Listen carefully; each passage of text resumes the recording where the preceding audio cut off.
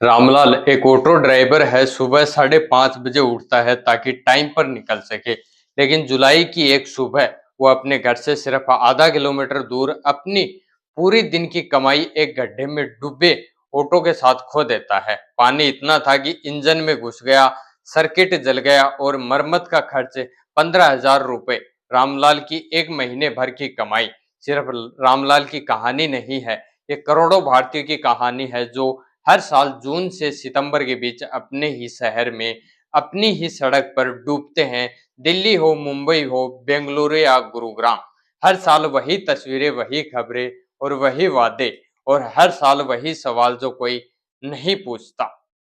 अगस्त 2026 की बात है। गुरुग्राम, जिसे मिलेनियम सिटी कहा जाता है, जहां देश की सबसे बड़ी बड़ी कंपनियों के दफ्तर हैं, वहां की सड़कें रातों रात नदियों में बदल गई। दिल्ली जयपुर हाईवे पर 2 से 3 फीट पानी भर गया। प्रशासन को वर्क फ्रॉम होम की एडवाइजरी जारी करनी पड़ी। अंडरपास बंद करने पड़े। उत्तर प्रदेश के 7 जिलों में स्कूल बंद करने पड़े। हिमाचल में 150 से ज्यादा सड़कें बंद हो गई। असम में बाढ़ से लगभग 100 लोगों की जान चली गई। कोई प्राकृतिक आपदा की अकेली घटना नहीं है, ये एक पैटर्न है। हर साल जुलाई अगस्त में यही होता है और हर साल बारिश थमने के बाद हम सब भूल जाते हैं अगले जून तक। सवाल ये नहीं है कि बारिश क्यों होती है, सवाल यह है हर साल करोड़ों अरबों रुपए स्मार्ट सिटी, ड्रेनेज सुधार और इंफ्रास्ट्रक्चर पर खर्च होने के दावे किए जाते हैं, तो फिर पहली बारिश में ही व्यवस्था घुटनों पर क्यों आ जाती है। भारत के ज्यादातर बड़े शहरों में ड्रेनेज सिस्टम, चाहे मुंबई हो, दिल्ली हो, जयपुर हो या और शहर हो, दशकों पुराना। कई जगहों अंग्रेजों के जमाने का ये सिस्टम उस दौर को आबादी और उस दौर की बारिश के हिसाब से डिजाइन किया गया था, लेकिन आज शहरों की आबादी कई गुना बढ़ चुकी है, कंक्रीट का फैलाव बढ़ चुका है और बारिश का पैटर्न भी बदल चुका है। जानकार इसे क्लाइमेट चेंज से जोड़ते हैं। कहा जाता है कि दशकों में ड्रेनेज कैपेसिटी को उसी अनुपात में अपग्रेड नहीं किया गया। स्थानीय नागरिकों को और कई रिपोर्ट्स का दावा है कि शहर के प्राकृतिक नालों, झीलों और जल निकासी के रास्तों पर बड़े पैमाने पर अवैध निर्माण हो चुका है, कभी झुग्गियों के रूप में तो कभी बड़े बिल्डरों के प्रोजेक्ट्स के रूप में। जो नाला कभी 10 फीट चौड़ा था वो अब मुश्किल से 2 या 3 फीट रह गया है। पानी को निकलने का रास्ता ही नहीं मिलता। रोजाना टनों प्लास्टिक कचरा नालों में फेंका जाता है जो बारिश के पानी को ब्लॉक कर देता है। यह जिम्मेदारी नागरिकों की भी है, लेकिन कचरा प्रबंधन और नियमित सफाई सुनिश्चित करना नगर निगम का काम है, जिसमें आरोप है कि मानसून से ठीक पहले वाली औपचारिक सफाई सिर्फ कागजों और फोटो ऑप तक ही सीमित रह जाती है। स्मार्ट सिटी मिशन के तहत और हर राज्य के अपने बजट में ड्रेनेज और स्मार्ट वाटर मैनेजमेंट के लिए हर साल भारी भरकम रकम आवंटित की जाती है, लेकिन कई मौकों पर केग, सीएजी और अन्य ऑडिट रिपोर्ट्स में ये सामने आया है कि आवंटित फंड का बड़ा हिस्सा या तो समय पर खर्च नहीं हो पाता या फिर जिन प्रोजेक्ट्स पर खर्च होता है वो जमीन पर उस गुणवत्ता से नजर नहीं आते। यह आरोप बार बार लगता रहा है कि सड़क बनाने और ड्रेनेज ठीक करने के ठेके गुणवत्ता से ज्यादा कमीशन के आधार पर तय होते हैं।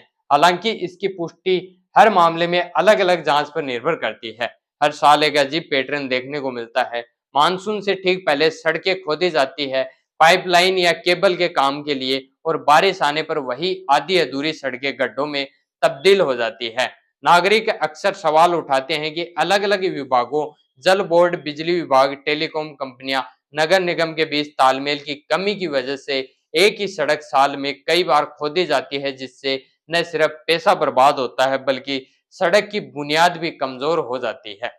अब जरा सोचिए, हर साल मानसून से पहले प्रेस कॉन्फ्रेंस होती है, मंत्री जी कैमरे के सामने आकर कहते हैं इस बार हम पूरी तरह तैयार हैं, नालों की सफाई हो चुकी है, कोई जल भराव नहीं होगा, और हर साल पहली बारिश में ही वो दावे पानी में बह जाते हैं। सिर्फ लापरवाही नहीं, ये एक व्यवस्था की नाकामी है जहां जवाबदेही तय नहीं है। जब सड़क खराब क्वालिटी की बनती है तो किसी को सजा नहीं मिलती। जब ड्रेनेज का पैसा खर्च होकर भी नाला जाम रहता है तो कोई इस्तीफा नहीं देता। जब आम आदमी का बच्चा खुले नाले में गिरकर जान गंवा देता है तो कुछ दिन की हलचल के बाद फिर सन्नाटा छा जाता है। दुनिया के कई शहर जो भारी बारिश के इलाकों में बसे हैं, उन्होंने अपनी ड्रेनेज और शहरी योजना को समय के साथ अपडेट किया, लेकिन भारत में शहरी विकास अक्सर पहले होता है और बुनियादी ढांचे की योजना बाद में, या कभी-कभी होता ही नहीं। नतीजा ये कि हर साल वही चक्कर दोहराया जाता है, बारिश आती है, सड़कें डूबती है, मीडिया में हल्ला होता है, कुछ हफ्तों की जांच के दावे होते हैं और फिर सब कुछ अगले मानसून तक भुला दिया जाता है। सिर्फ असुविधा की बात नहीं है, ये लोगों की जिंदगी और आजीविका का सवाल है। रामलाल जैसे लाखों लोगों का, जिनकी एक दिन की कमाई एक गड्ढे में डूब जाती है, ये सवाल है कि टैक्स के पैसे से क्या असल में कुछ बदलता है या सिर्फ हर साल एक ही ड्रामा दोहराया जाता है। रामलाल का ऑटो अब भी चल रहा है, मरम्मत के लिए उसे कर्ज लेना पड़ा और वो जानता है अगली बारिश में वही सड़क, वही गड्ढा फिर इंतजार करेगा। हम हर साल एक ही सवाल पूछते हैं और हर साल जवाब वही अधूरा रहता है। असली सवाल ये नहीं कि बारिश कितनी हुई, असली सवाल ये है कि जिम्मेदारी किसकी है और जिम्मेदारी को कौन पूछेगा। जब तक हम नागरिक इस सवाल को हर साल मानसून बीतते ही भूल जाएंगे, तब तक व्यवस्था को बदलने की कोई जरूरत महसूस नहीं होगी।